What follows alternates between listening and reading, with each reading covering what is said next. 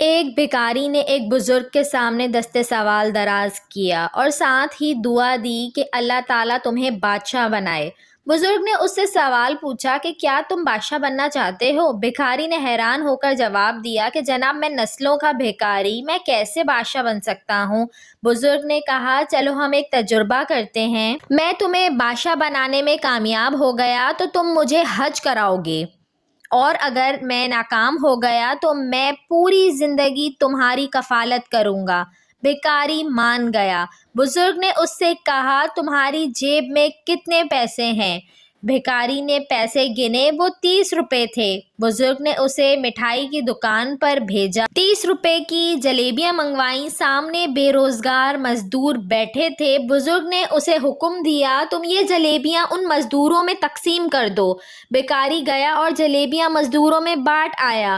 بزرگ نے اسے ساتھ بٹھا کر کھانا کھلایا اور حکم دیا تم گھر چلے جاؤ، 30 دن انتظار کرو اور دیکھو اللہ تعالیٰ کی طرف سے کیا پیغام آتا ہے۔ بھکاری چلا گیا۔ وہ تیسرے دن دوڑتا ہوا بزرگ کے پاس آیا۔ وہ خوشی سے چھلانگیں لگا رہا تھا۔ بزرگ نے وجہ پوچھی۔ بھکاری نے بتایا مجھے پچھلے مہینے ایک کلرک نے بھیک میں پرائز بانڈ دیا تھا، میں نے وہ پرائز بانڈ سنبھال لیا، آج وہ بانڈ نکل آیا، میں بیٹھے بیٹھائے 3 لاکھ روپے کا مالک بن گیا ہوں۔ بزرگ مسکرائے اور اس سے کہا یہ بانڈ تمہارا نہیں، اس کا مالک وہ ہے جس نے تمہیں یہ بانڈ دیا تھا، تم بانڈ کے مالک کو تلاش کرو، یہ رقم اسے واپس کر دو اور انتظار کرو اللہ تعالیٰ کی طرف سے کیا پیغام آتا ہے۔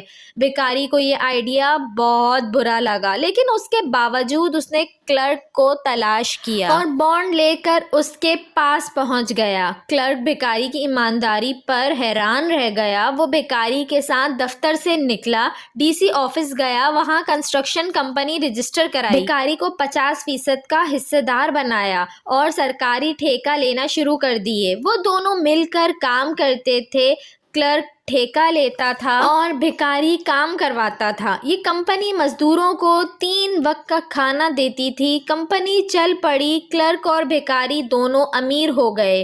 یہ دونوں بزرگ کو ہر سال حج پر بھجواتے تھے اور شام کے وقت بھکاریوں کو روک کر انہیں بادشاہ بننے کا نسخہ بتاتے تھے۔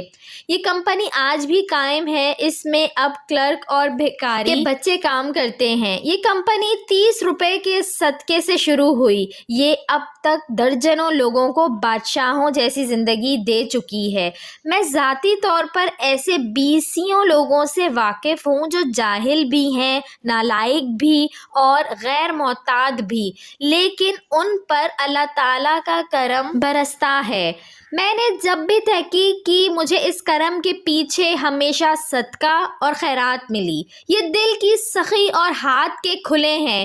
میں نے ایک اور چیز بھی مشاہدہ کی، انسان اگر صدقہ کرے اور ساتھ ہی عاجزی اختیار کر لے تو دولت بھی ملتی ہے اور عزت بھی۔ جس طرح خوشحالی کا تعلق صدقے سے ہے، بالکل اسی طرح عزت عاجزی سے وابستہ ہے۔ آپ جتنا جھکتے جاتے ہیں آپ کی عزت میں اتنا ہی اضافہ ہوتا جاتا ہے۔ آپ اس معاملے میں اولیاء کرام کی مثال لے لیجئے، اولیاء کرام میں عاجزی ہوتی ہے، چنانچہ ان کے مزارات ہزار سال تک آباد رہتے ہیں۔ یہ کھلے دل اور فراخ ہاتھ بھی ہوتے ہیں، چنانچہ ان کے درباروں پر ان کے انتقال کے بعد بھی لنگر چلتے ہیں اور بادشاہ مال و متاع لے کر ان کے درگاہ پر حاضر ہوتے ہیں۔ سبحان اللہ۔ ویڈیو اچھی لگی ہو تو اس کو لائک کریں، شیئر کریں اور میرے چینل کو سبسکرائب کریں اور ساتھ ہی بیل آئیکن کو بھی پریس کر دیجئے تاکہ میری نئے آنے والی ویڈیو آپ کو مل سکے۔